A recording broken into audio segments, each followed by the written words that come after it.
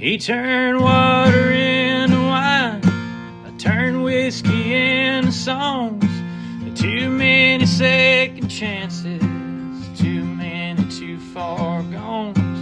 Gave me grace along the way, took my heart and led me home. Don't you see? It's a God thing for me. Now I write songs about the heartland. My heartland's in Tennessee. Welcome to the Heartland Journal podcast with Steve Abramowitz, editor-in-chief of heartlandjournal.com. Welcome to our very special Heartland Journal Summer Series, where we have dug deep into the archives and unearthed some of our most popular and even controversial shows of the past, many that haven't seen the light of day in years. We hope you enjoy what we have in store for you. Until I return to my post as host of the Heartland Journal podcast, this is Steve Abramowitz wishing you a safe and sane summer. And as always, glory to God. Howdy, y'all. Welcome back. I'm Steve Abramowitz, and this is the Heartland Journal podcast. On this show, we are focused on our nation today, with always an interesting person making a positive change in our community and lovers of truth. Welcome to our People in the News episode, where I interview people who are making an impact and are lovers of truth. Today, we are talking with Joey Bright. Joey Bright is an American ex-transgender activist who organized an anti-transgender conference in 2020 and is an executive producer of the anti-trans film Affirmative Generation. Alicia, We're done. I'm not doing this. You've completely framed me as anti-trans. I want nothing to do with it, and I'm not an ex-transgender activist. I apologize. I can delete that, and we can do it over again. It's a whole. Well, what do you know of me at this point, Steve? That was the introduction bio for the movie that I found online, and if it was misinformation, I'm totally sorry. Those are trans activists that wrote that. That's like a horrible, anti. Instead of being pro reality that we are. We try not to use that language at all. But, and I was going to say when we got into our conversation that I'm, completely open to your opinions on these things, because I am not as expert in these matters. But if that is offensive, I apologize. I would delete it immediately, and we can just start again. And you can let's before we continue on, that I want to make sure that we're on the same page. Absolutely. So you do realize that this film, Affirmation Generation, it's really about the lies of this so-called transgender medicine or affirming care. Yes. That's what my questions are all about. Yeah, this is all centered around people, kids being able to go through puberty, not have their body parts cut off, not get into the whole social contagion and this massive big pharma, agenda to completely disrupt our population, because this is really a lot about population control and where this whole thing of gender, which has never been about gender, it's been about confusing people, kind of like the whole thing with the lockdown and why that happened. The film is obviously I was confused myself. Yeah, I'm sorry. The film is focused on the medical harms of what is legally going on in America. It's an American film. We exported all of this crap that's going on around the world now that says that there's such a thing as transgender. We're not. Yeah, it's not about that. Yeah, if that's the only thing wrong in it, I'm happy to delete the word. If there's more that you would rather not have in your bio, I will correct it. I didn't want to get bogged down in the bio. I wanted to get bogged down into all the things you were just saying so that people can understand, because this is a very confusing universe that we're living in. And I'm trying to have a show that comes from your perspective to clarify all of this. And I did some homework, a lot of it, but obviously this resource was a very bad one. And I apologize. That was not the goal. Did you go to our website? The film has a companion website. And we don't have any of that language in there. There is absolutely nothing about an anti-trans movie or that I'm a former transgender. None of that stuff is on our website. No, it didn't say anything about you. I mean, in terms of Okay, actually, well, everybody in the film, there is a little bit of something there in the website. So I just want to make sure, yeah, because I've already had two different times where people wanted to entrap me right away so they could rip into the movie. No. And I don't know if you know who Kelly J. Keene is, okay, just like people will say, they start saying that she's all kinds of stuff and she's anti-trans. She's like, no, I'm a women's rights campaigner. There's a very different, and we can get into it more, Steve, but the thing about needing to frame the language in such a way so that it's not confusing to people, so that I it's appreciate it. very I appreciate it. straightforward. Yeah. So all I had, here's the sentence that you didn't like, and I'm happy to edit it. I didn't like none of it. I'm telling you. I Well, want to there recommend was a conference that you just ask me, Joey, talk about yourself. I'll make it really brief, what I'm here, and none of that language and none of it. Okay. Because the thing that I think maybe you saw, there is some really bad stuff online saying that I'm a former transgender. And it's like, Nope, no, that's not in this. In my bio, I did not talk about your orientation, whatever you want to call it. But it did define it as a transgender activist. Yeah, and that, but not yeah, you and as that a too. transgender. Yeah, that's all TRA language, trans rights activist language. That's all that they do. And that is Okay. exactly what was there. So Okay, well, I we just have two want to choices. recommend that you ask me and I can tell you and keep it short, and then we can move from there to why this movie was even made and how did I get involved in it, because it's very unusual.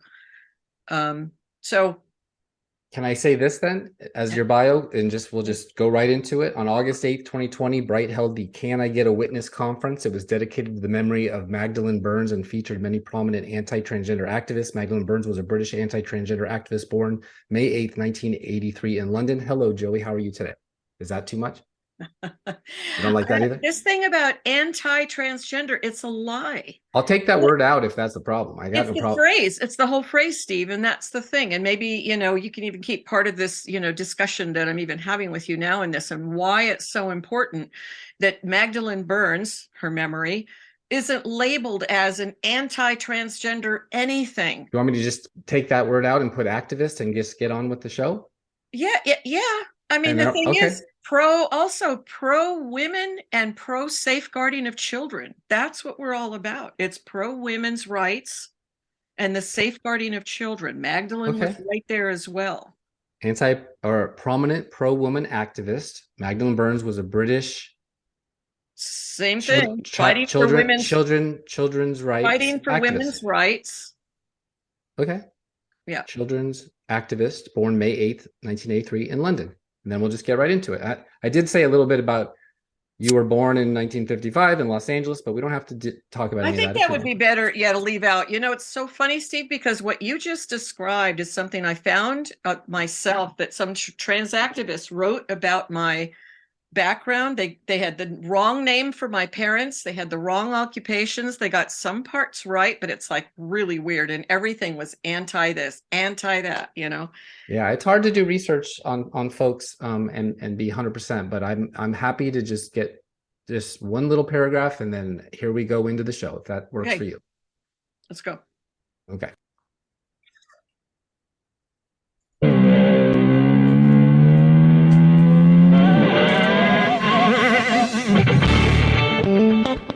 Welcome to the Mill Creek View, Tennessee podcast with your host, Steve Abramowitz, editor-in-chief of the Mill Creek View newspaper. And welcome back to the Mill Creek View, Tennessee podcast. We are focusing on the volunteer state and our nation today with always an interesting person making a positive change in our community. This time, special guest Joey Bright. But first, for more information about the Mill Creek View podcast, visit us anywhere you get your podcasts and socials at Mill Creek View, Tennessee. While you're there, please subscribe. And welcome to our People in News episode, where I interview people who are making an impact and are lovers of truth. Today, we are talking with Joey Bright. On August 8th, 2020, Joey Bright, a patriot and American, held the Can I Get a Witness conference. It was dedicated to the memory of Magdalene Burns and featured many prominent pro-women activists. Magdalene Burns was a British children's activist born May 8th, 1983 in London. Hello, Joey. How are you today? Hey, that beginning music, I started like rocking out. I was, oh, good. Are we going to hear this for a while? So It Well, does thank make you it for hard for me having to me. make my cues every time. Yes, thanks for Yeah. coming on. We appreciate it. Yeah. So, gonna be honest, not my usual subject matter for this Mhm. show, but I'm a big boy now, so I think I can handle it. And more importantly, I know my listeners can. So, let me just start right here.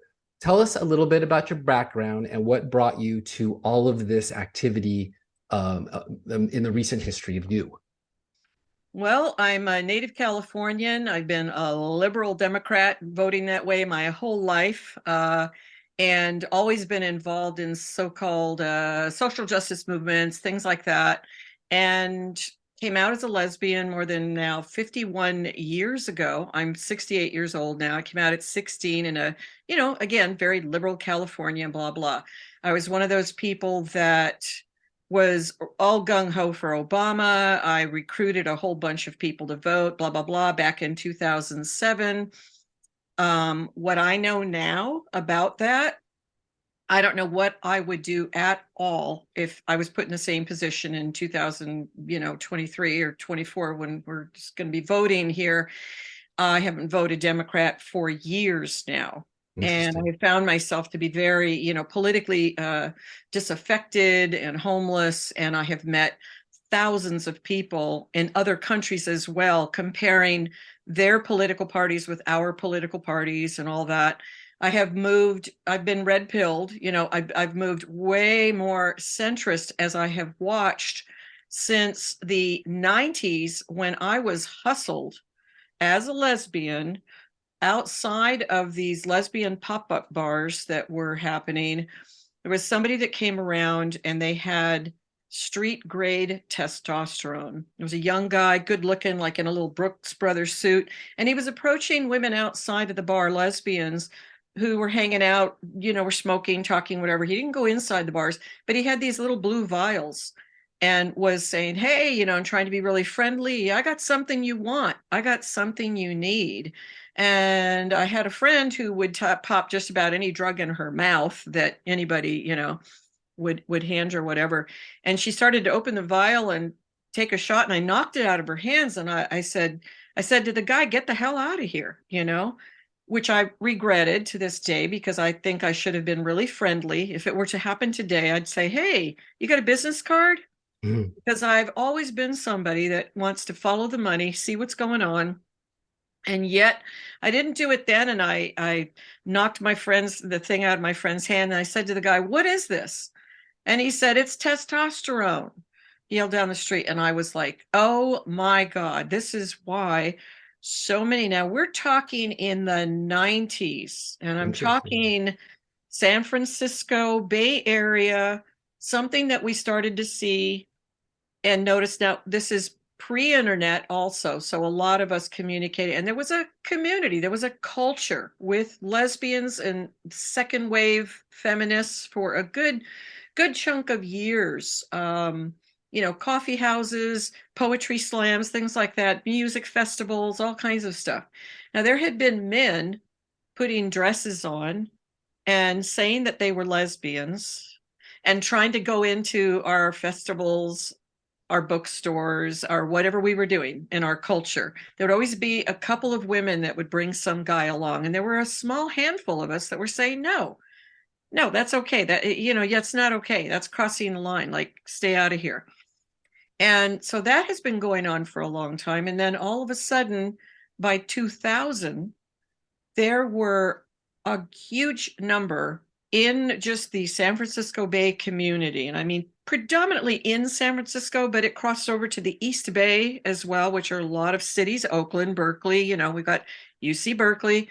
And it was this social contagion that was telling women, particularly women that felt more, I'm trying to use in terms of language what general public would understand as sort of masculine, versus feminine. The tomboys that were in their 20s, like I was, and all that, actually in the 30s. And the idea of getting over to San Francisco to the hospital, UC San Francisco, the hospital there, UCSF, to spend about $8,000 to have their breasts removed, healthy breasts. We're not talking about cancer being diagnosed or anything. It became an aesthetic. And they started experimenting with masculinization of women's chests. So they really went after the lesbian community. And I think there was this, it was like we were like the testing ground to see. And it was reminding me of what happened with crack cocaine in the Black communities of every major metropolitan area, right? First, it was free. And that's what this guy was doing. It's free. And then, it would cost a little bit. And then people would kind of get hooked on it. The thing about testosterone, even though I never took it, I was very tempted to, because I was one of those people that decided since I was a little tomboy that I was really trapped in the wrong body. I had just decided that as a kid, and then even as a teenager, and even up until I was 30 years old, I thought I didn't want to grow up and be an old woman. Now, that's just a very basic thing that a lot of women feel, and it just comes from, self-hatred and all of this internalized homophobia for a lot of us, misogyny, whatever you want to say. The thing is, women have always had, and girls have always had, body issues. We know that with the spread of anorexia. And that was something that, really got pushed around the country. It became very hip. There's still young women, much more than men, even though men can be anorexic as well. This idea of having healthy breasts removed, and then a chest masculinized, I started questioning other lesbians in my community. And again, there were only like a handful of us. And this was 23 years ago. Oh, this is more. Yeah, this is more than 20 years ago. I'm saying that this talk, I started warning people and saying something's going on here. In 1991, I had a really good friend whose girlfriend rode motorcycles. She had worked for the San Francisco Fire Department. She had all these very non-traditional jobs, not traditional for women jobs. Very handsome woman. She started taking testosterone. And then she was talking about full-blown that she might get other surgeries and stuff. This was in 1991. I don't know how far she ever really went, but she was a woman who could pass as a male a lot just by, she was tall. She had a particular look about her. There aren't that many women. It's not like your normal, average, looking woman. Very androgynous in a way. But she... I know that she was on testosterone for a while, and that relationship broke up. But there were many women. It started to be like if we went to the bar, we went to a party. It wasn't just that someone showed up like that. There was somebody that said, oh, my friend, she's, he, and they started messing with the pronouns and trying to remember, supposedly, and say that their friend was going to have the double mastectomy, which they started using language, a euphemism, top surgery, because it made it sound like a cool thing to do. My friend's getting top surgery. And I'm like, she's getting a double mastectomy. Does she have cancer? We're not talking about a situation where someone's life or death. And the thing about a young woman in particular, and I'm talking about a lot of women that were in their 20s at that time, having breasts removed and then further surgeries for masculinizing the chest. It is only very recently, in the last, I would say recent years, the last 4 years maybe, where people in general who've been noticing these patterns, this thing going on, especially with younger kids now, especially since lockdown happened in 2020, that a young woman's breasts are really important for complete endocrine, function in our bodies. It affects our brains. This is why I'm always talking about young people making these decisions before their frontal lobe has even developed, right? When we're 25 years old. Right. So as a lesbian, very much active in, a community that was trying to figure new things out. The second wave of feminism the first wave of feminism said, we want to vote. We want the vote. We're talking about the suffragettes. And then the second wave is like, I want my bodily autonomy. Don't mess with my body. Don't tell me what I can do or can't do. And then the third wave of feminism were a lot the kids of those women who said, our feminism is going to include men. And not just include men, but I mean, men are going to have a say and blah, blah, blah. And now we're into this level of fourth wave feminism where it's like our feminism is about cleaning up the mess that the third wave did. So all of these things I've been involved in at this age, I was ostracized years ago for even bringing up, hey, shouldn't we look at this? This is kind of weird. I mean, I've known her and her and her, and they're all like getting their breasts cut off. What the heck is this? This is like the new tattoo. This is the new, again, maybe anorexia, the thing, whatever.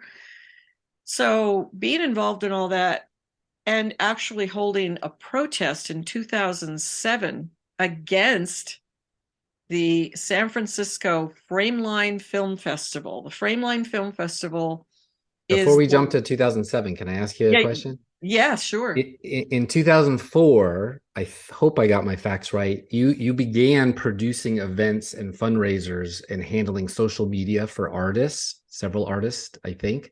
That wasn't until 2010, actually. Oh, was that 10? Okay. Yeah, around 2010. Yeah. Yeah, a lot of misinformation out there in my notes for sure. But I have to see this website you this actually probably came from a different one, but the question is relevant anyway, I think. Because what did you see from these media types and the entertainment business? Because that's where a lot of the activism is. I know we saw like some of the top stars of all time, like I'm blanking all of a sudden, Brad Pitt's ex-wife, Angelina Jolie. Angelina Jolie, she voluntarily removed herself. I'm just wondering what you saw in the entertainment business with these influencers and these social media types that made you walk away from them saying they're wrong, as opposed to a lot of young people will look at them and say, oh, they must be right. They're so brilliant and beautiful. Okay, I got to correct you on something. Angelina Jolie had cancer. She had a rare kind of cancer that she needed to do that in order to be able to survive. She had a double mastectomy. She wasn't part of this trend at all, what we're talking about. I'm thinking of Elliot Page, the new... You're talking about Ellen Page, yeah. Ellen Page, yes. 2014, she came out as a lesbian. And then when she decided that, she must really be a guy, this thing of, trans, this, magical thing comes about where she, started to do that. I think it was 2017, 16.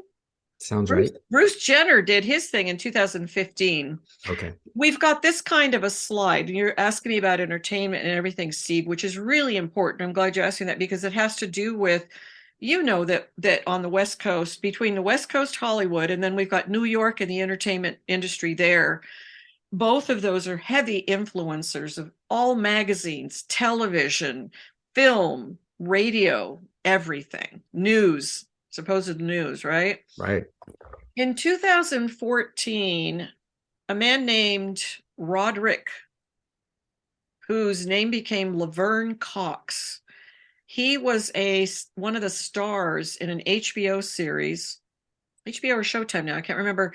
Orange is the New Black. Laverne Cox was it's a fictional account of females in prison. It was a series that went on for a number of years. Laverne Cox was one of the stars of that. And that character that he portrayed was a man that was trying to pass as a woman who had committed crimes and, was in prison. And he became really famous and they really pushed him. In Hollywood, it was like he was one of the big stars. In 2014, we've got Laverne Cox like on a front of a major magazine. In 2015, Bruce Jenner, right? Caitlyn Jenner comes out in 2015. By 2016, 17, we had a few people that were Hollywood, that were some musicians. We started to hear little beginnings, rumblings of different things in all genres of entertainment, whether it was acting, directors. The two men who had the fantastic movie The Matrix, those brothers, the Wachowski brothers. Mm-hmm. One, crossed over pretending to be a woman full time. And then the brother followed suit. Talk about a social contagion. I mean, these guys were, they were joined at the hip. And now they are this, they used to be the Wachowska brothers, and now they're what I've never heard them say they're the Wachowska sisters, but basically that's what's going on. And it's writers, it's screenwriters, it's everything. I've been in touch with people, and I am in touch with people in Hollywood. I know a writer who told me that he could not get any projects greenlit unless he included, you got to check off the boxes. We're not just talking about now, they started with this, and this is where this conflation started to happen. They wanted to have more representation way back in the 80s. And I think Roseanne Barr might have been the first one to do anything with this, but they were saying, look, all of our shows, the comedy shows and everything, they've all been written by white men for a very long time. We need to get some more representation, let's get some more women in the writing room. Let's get some more people of color in the acting roles. Let's stretch things out, right? So stuff started to kind of stretch out a little bit like that. But like with what this idea was of this T coming in on the LGB, you've got lesbian, gay, and bisexual. That's about sexual orientation. All of a sudden, there were these centers that I noticed along the West Coast in Los Angeles. In 2014, their LGB center got a makeover. Now it was LGBT, and I mean physically improvements to the building. This happened in San Francisco. All along the West Coast, this T came along, and some of us, again, myself and a few other sort of rebel lesbians, were going, what is up with this T? Mm-hmm. And we're not talking that they were saying transgender. It was like they're like transsexual for a minute until it became transgender. And what's so important about that is that word gender started to replace sex. So anytime you're thinking about when someone says, oh, so-and-so, his kid's changing genders now. It's like, no, gender is a thing that, first of all, a guy named John Money, there's a big story behind that. Anybody can, look up John Money and what a pervert he was. Yeah, him and Kinsey, right? Yeah, in Kinsey. And the thing about Money is, though, that he pushed the word gender, and that started to take off in a way that, we have talked for many years about how toys for kids have been very gendered. Boys are never supposed to play with dolls. Girls are never supposed to play with trucks. Those are things that have nothing to do with biology. They have to do with socially what our society has wanted to keep boys and men and girls and women in particular. You stay in that corner. If you're going to sew or knit, you better be a woman. Things like that are just, we know, ridiculous. Right. And it just entraps a lot of men and women. But it was a whole thing around setting up roles, specific role playing. And this thing of gender and why it's so dangerous for people to talk about switching genders as opposed to trying to mimic the opposite sex. We're talking about sex mimicry. That's right. What it is. And I think Posey Parker, she said pronouns are the gateway drug. They are. It's like Rehypnol. You start getting people to do that on their sign off on their emails, or they come into work and this and that. It's like, if I'm working with you, Steve, in some job where I see you all the time anyway, why the hell do I have to think about a he and a him? I'm talking to you in your face with your name. But this is part of the going through history, and you were asking me sort of historically, and why am I doing what I'm doing? I was there when I saw gender start to take the place of sex, and how that happened also. And this is a big one where people start getting really confused. And it's easy because this whole concept, how they have spent decades in a brilliant campaign through lots of money being thrown in directions of certain people getting head jobs that they never had before, and now they get to be the head of this organization or that organization, as long as they follow this list of guidelines. Things like the pronouns is the first one. And didn't it start on the campuses with gender studies as those departments grew and grew and grew and started to muscle out engineering and whatnot in Berkeley and UCLA and the rest? Yeah. Yes, and there's a man here in San Francisco who actually helped to replace women. We used to have women's studies classes. No matter what people think about feminism, or they think that feminists are horrible and they hate men and all this stuff, there's feminism is a philosophy, just like a lot of things. And as I went through the first wave of feminism, the second, third, and now we're into this fourth one, the thing about there was a really, and I think there still is, a real important place in terms of bringing up women's studies, because it would involve like women writers that never got, or women artists that never got to be seen or heard or anything like that. It was a real thing of going through, not revising history, but adding to history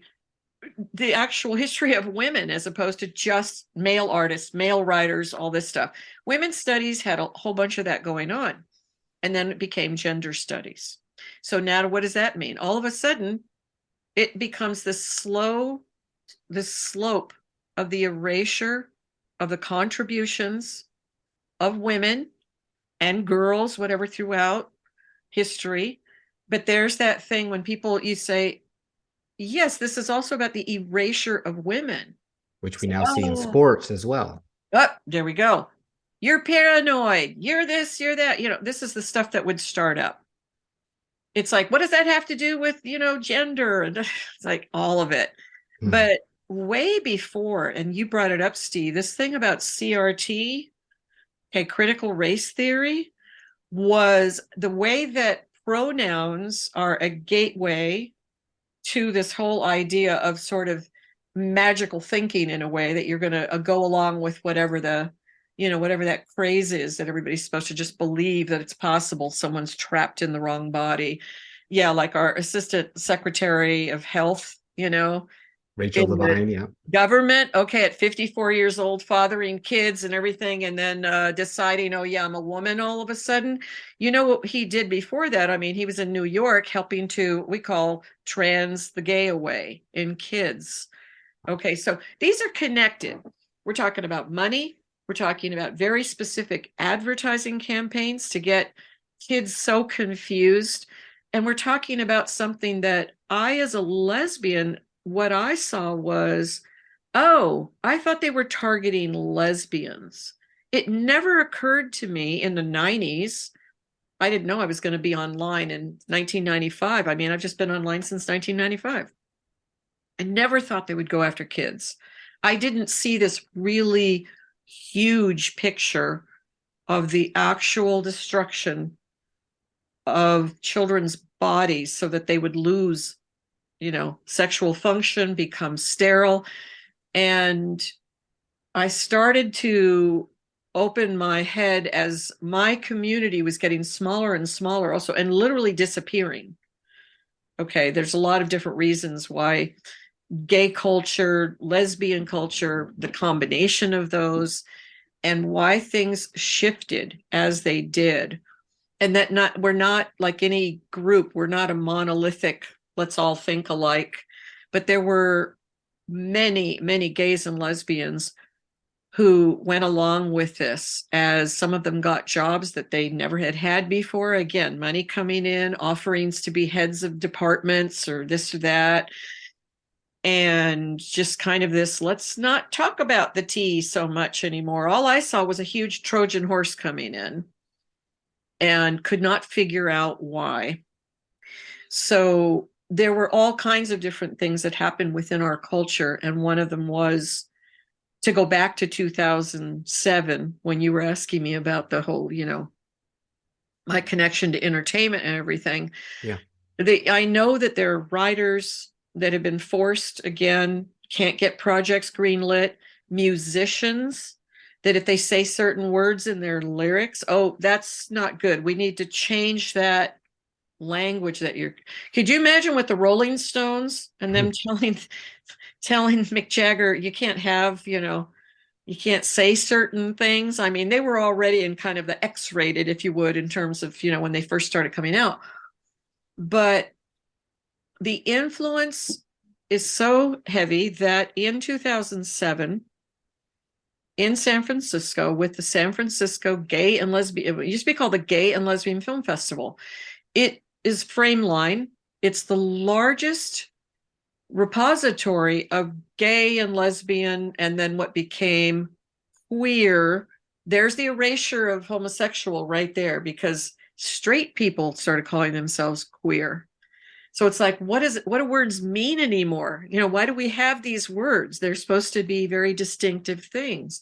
Yeah. But all of this just became, there's the beginnings of cancel culture we started to see within the gay and lesbian movement, because a film was censored in 2007.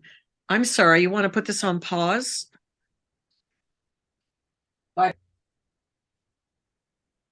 In 2007, a 15-minute film was censored after it had gone through committee, selected, and everything. And why? It was called The Gender Cater. And at my Can I Get a Witness conference in 2020, which was the first and only marathon of 27 presenters from around the world to start looking at in August of 2020, for us to start talking about all of this stuff that was called gender critical. We were being critical of what was going on with all this gender stuff. So I had been leading up the very long history of questioning things. And in 2007, when this film, The Gender Cater, was censored and pulled, even after they already had it in their collateral and all that, I contacted the filmmaker, who was then later, years later in my conference, she talked about everything she went through around the world with this film. It was getting boycotted and pulled everywhere in the world. She'd submitted it to film festivals everywhere, and they pulled it, even though it's sort of like a lesbian Rip Van Winkle story. And it was a fantasy of a young woman who wakes up one day, and then when she wakes up, she's in a medical facility, and they are going to operate on her. And she doesn't know what's going on because she has time traveled. She doesn't know that these surgeries are happening or anything, but she's a tomboy and she's a lesbian also. And she's like, what's going on? And they're literally ready to operate on her. And they're saying they're going to gendercate her. And it ends up being comical. But the thing is, the director wrote notes about the film. She said, I made this because we've got something going on in our community. We need to talk about, this is 2007. Wow. We need to talk about this. Little 15-minute film. And they censored it. And I held with some other women a very successful protest in 2007. And all that stuff can be seen online, but now that seems like eons ago for what we are dealing with now. Again, from 2007 to Ellen Page coming out as a lesbian in 2014. There's a few years later now, she's all of a sudden, trans, to solidify this image of her. And when you see her, in the background of her are all of these corporate names of companies and organizations and things, and nonprofits, supposedly, all that. All sponsored by human rights, right? HRC. Yeah. And she has a new movie coming out, so we'll see.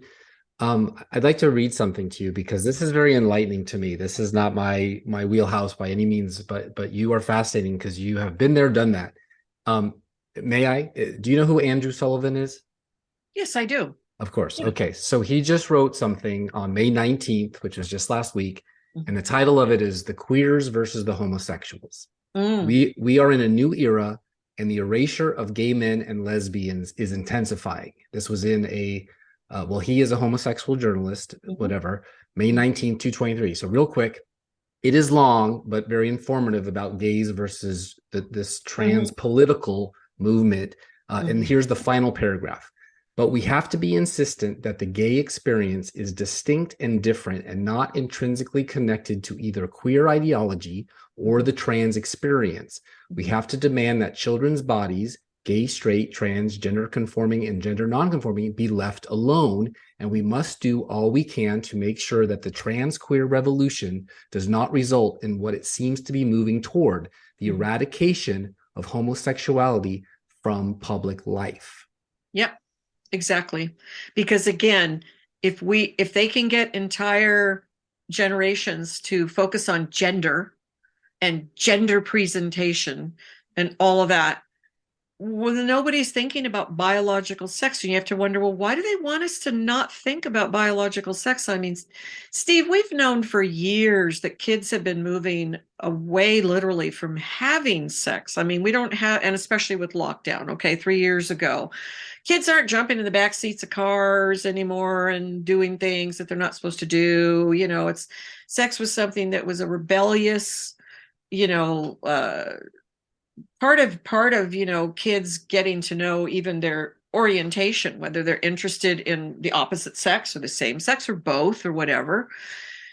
If we're not thinking about that, then what happens is that our boundaries get eroded. And I did actually an interview with there's a well-known British man. He goes by Mr. Menno. He does very satirical, his YouTube channel, Mr. Menno.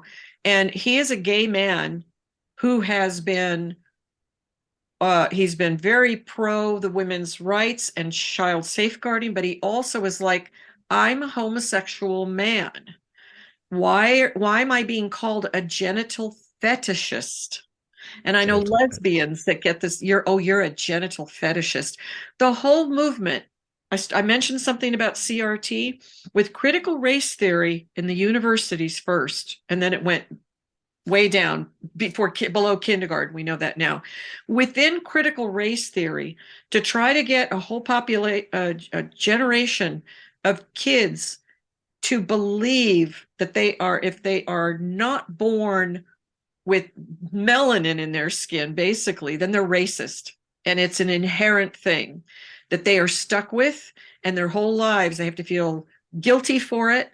And, you know, there's that part of the CRT stuff. Within that also was anybody that was heterosexual. Now, remember, this is a lesbian saying this to you.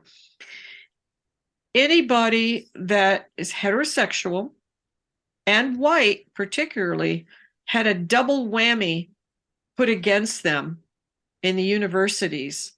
It's like they had just decades to make up for somehow in oppression of other people, that their very existence. So you get this whole community at a college, kids thinking, yeah, you know, I know I've got all this privilege and geez. So it became this fervor of, I'm going to do the right thing, and I'm really going to be a social justice warrior, and I'm going to let everybody know that I'm not going to be like that. I'm not going to be an oppressor, and I'm not going to be this and that. And straight, what are you saying? You're straight. That means that you're basically cutting off the other sex as a possibility of a romantic partner. You're being too narrow. You're closing your world. You're being a genital fetishist. And there was a 16-year-old boy that created, I don't know if you found out about this, Steve, it was a hashtag super straight. Nope.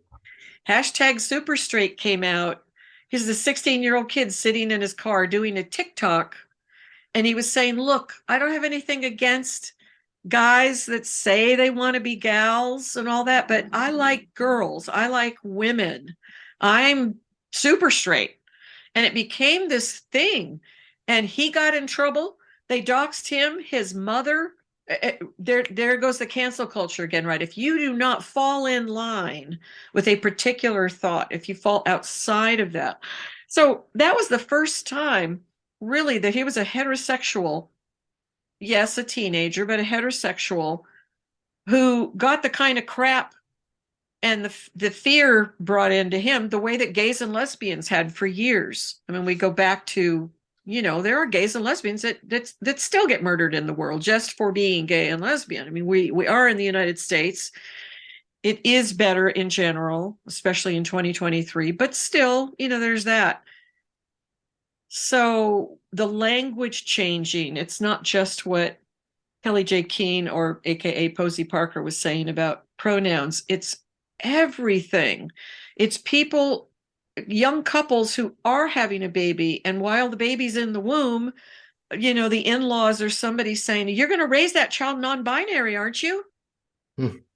And the way that they really are thinking is the way that, again, second wave feminists, part of my feminism was, and I'm friends with lots of straight people. I've watched their kids from the time they were born until they're now in their 30s and making more money than I am. But the idea that if a boy shows any interest in something that is supposedly girl-like or whatever, or a girl shows any interest in anything that's boy-like, Immediate diagnosis. Yeah, I mean, the thing is that second wave feminists, we wanted children to be able to grow up. And if you're interested in science, or if you're interested in art, or if you're interested, or you show things like that, it should not be a threat about how you're going to grow up and what kind of life you're going to have, and, and be what your sexuality is, or anything. That's where people start getting paranoid. And that's where why it's so important that people realize the T is a manufactured identity, and it's mostly sustained, and validity is put to it if you take drugs, if you do surgeries, which, by the way, if kids are put on puberty blockers, they're bound to go to wrong sex hormones. That stuff, 99%, it's going to lead you to some kind of surgery. So that's where we go, who's benefiting from all of this mind, warp? That this is One thing we learned in COVID was that the pharmaceutical industry really doesn't have our best interests in mind. Safe and effective kind of lost its meaning, and it looks like profits over people. Do we have any idea what the long-term effects of these drugs they're prescribing, like candy, will do to these people? Well, this is why I got involved with with this film, Affirmation Generation, because it's all about the medical harms. We now have seen the long-term, even in countries like Sweden, where they were like that's where you go to get a sex change. That's where Christine Jorgensen went in 1955, a man who became a woman and all that. Sweden has stopped. The Netherlands, I don't want to say exactly which countries, I'm not sure, but I know that Finland and Sweden, and in England, in the UK, they have said no more stuff for minors. This is not looking good. Suicide actually goes up after any kind of stuff like this. Affirmation Generation was created. It was the brainchild of a mom whose daughter all of a sudden started thinking she was a boy. Her daughter also, along with other kids, and she saw this pattern. And we, as a community of people who there are thousands of us from around the world who have talked in Zooms and things like that, we've seen where the patterns are, especially with girls wanting to have their breasts cut off, and then boys wanted to start having their penises cut off. They came next. That cohort came next. But autistic kids starting to be targeted because now they had a new thing to belong to. And I'm so glad you asked that. I've got about 5 minutes left, and I really want to ask you a couple more questions. Autism has exploded. I think it's up 1,000% in the 15 to 40 shots that they give us in the vaccine schedule. Do you think there's any correlation between the number of vaccines these folks are getting, autism, and then, of course, maybe I'm wrong, but it sure seems like a lot of these girls seem to be a common denominator that are going through this, might be on that spectrum, boys too, of course. So bottom line is, do you think that plus there's been an explosion of diagnosed psychiatric mental illnesses. It went from like 15 to like 500. So really anything, you itched your nose, you very well could be a cat. Do you think that those three things in combination could be the reason why we're seeing somewhere in the neighborhood? I've seen research, 24% of teens think that they may be non-binary, whatever that really is. Well, here's the thing. And again, it comes up in the film that we've got 5D transitioners in the film. Every single one of them talks about the comorbidities that they have that were never looked at, never asked about, nothing. Literally, you can walk in and get testosterone or whatever you within hours or a day or something like. You can have stuff sent in the mail now. A boy can say that he feels like a girl and get estrogen online. Mm. Parents don't even have to know about it. You got an ATM card or whatever. It's the mishandling of all this stuff. You asked me, and I'm no expert at all about the COVID vaccines and all of that, but absolutely I know now that so many of the kids in 2020 lockdown all children were really screwed by being online and losing all of that social contact. Yeah. And Well, the the normal. autism started growing long before COVID. True. I didn't mean that as a COVID vaccine. I meant the history of vaccines. There's like 15 on the childhood schedule that you have to go to school with. At the same Yeah. time, COVID's going. Okay, so Affirmation Generation is the movie. I believe the tagline is 5D transitioners, 12 experts with decades of clinical practice, 45 peer-reviewed medical and journalistic articles cited, a tsunami of regret headed our way. Where can people go see it? Well, here's the thing. So we got a distributor. They've taken over the film.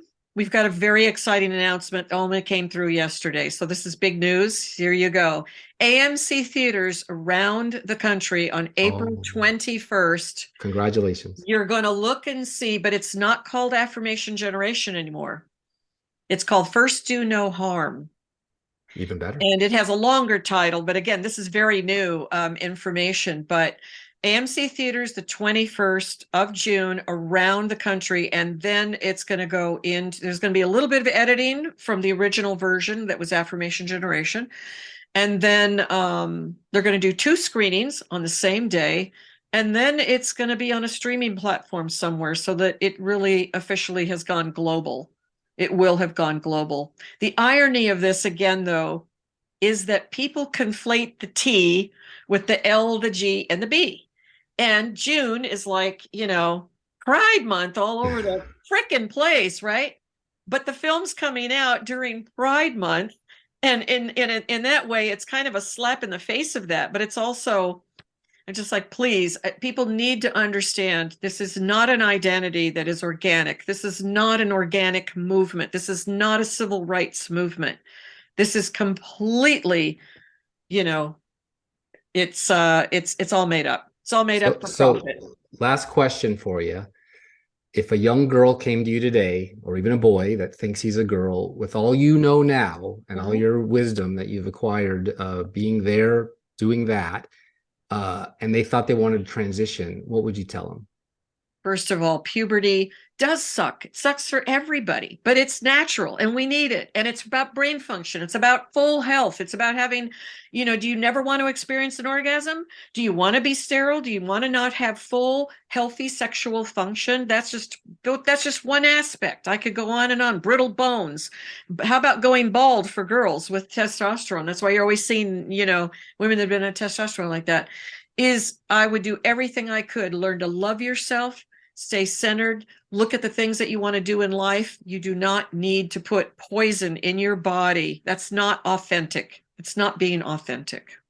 That's well said. And Joey, thank you for your time. We appreciate your information. We are at the end here. So please tell our listeners where they can go to find out more about you and maybe follow you on social media or anything else you have coming up besides the movie, of course. There is another film called Altered Humans that is available on Epoch Times. It's the Epoch TV, and I had a hand in that film as well. Otherwise, I just want to drive people to the Affirmation Generation movie.com. That is a website that's a companion piece, and it's going to be important because we're going to have there's going to be a wave of what's called detransitioners, that anybody that turned away from, stopped doing drugs, stopped doing the whole thing of pretending that there's something other than, male or female. It's a resource for parents. We're seeing parents not knowing what the hell's going on. They're being caught off guard, and we're seeing the laws in every state, and California is the tester, where parents have no say and their kids are literally being taken away. I could call up and say, they won't affirm me, and I can be 12 years old in California and say, my new name's Tom. They don't see me as a guy. My parents are abusing me. And that's it. And all of a sudden, bye-bye. My parents don't see me anymore, and I can become a ward of the state. Terrifying. Well, thanks again for coming on with us, and good luck with the movie. Thank you for having me. Now I write songs about the heartland. My heartland's in Tennessee.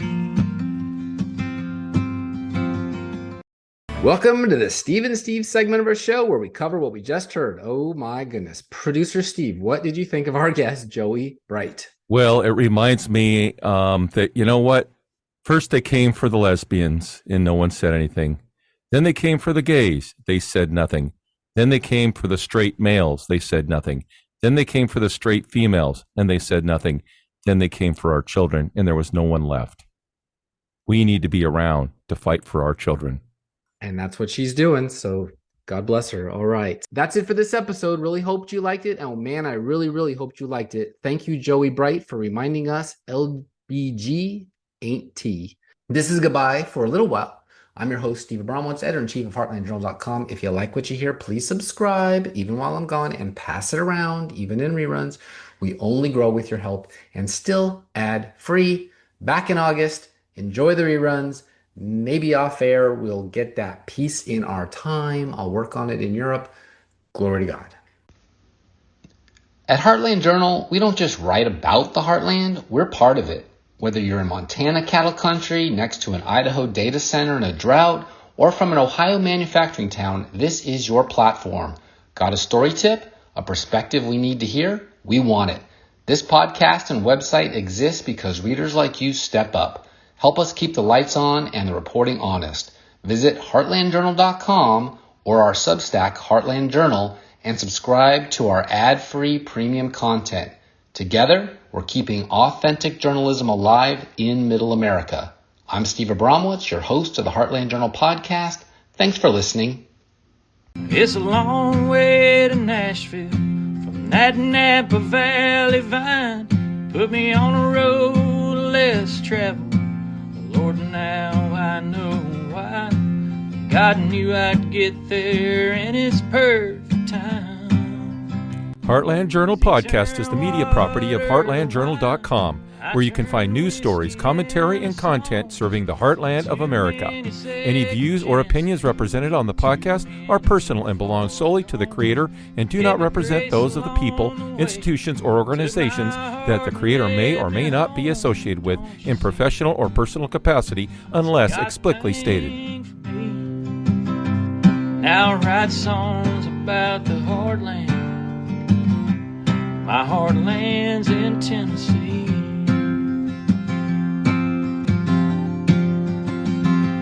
Now I write songs about the heartland.